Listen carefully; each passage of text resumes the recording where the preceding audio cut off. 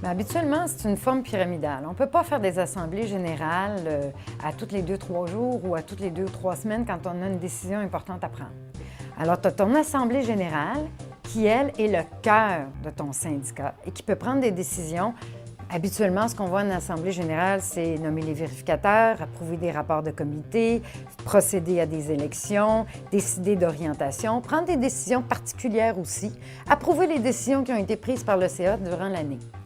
Comme on ne peut pas réunir notre assemblée des membres à chaque semaine, les pouvoirs décisionnels et le vrai mandat est exécuté par un CA. Et ce sont ces administrateurs-là qui prennent les décisions importantes, les décisions habituelles de la vie de l'organisation.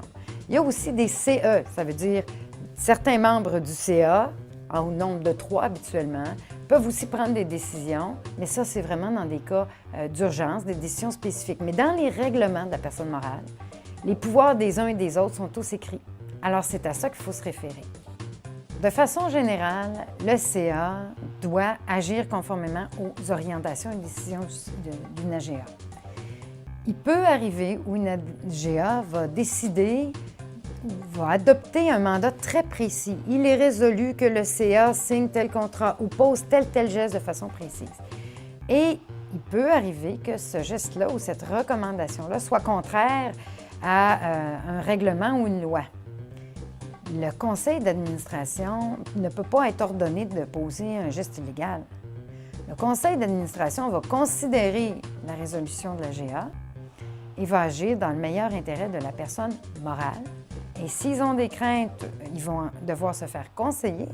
Et si on leur dit « ben non, vous ne pouvez pas faire ça, c'est illégal », ils ne sont pas obligés et liés par la décision. Puis on ne va quand même pas demander à nos administrateurs de poser des gestes illégaux.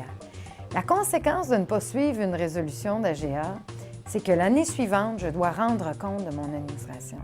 Et là, les membres vont dire « oui, mais qu'est-ce que vous avez fait de telle résolution? » Je dois être capable de dire pourquoi, en mon âme et conscience, après avoir eu toute l'information et peut-être même des conseils d'experts, je ne l'ai pas suivi.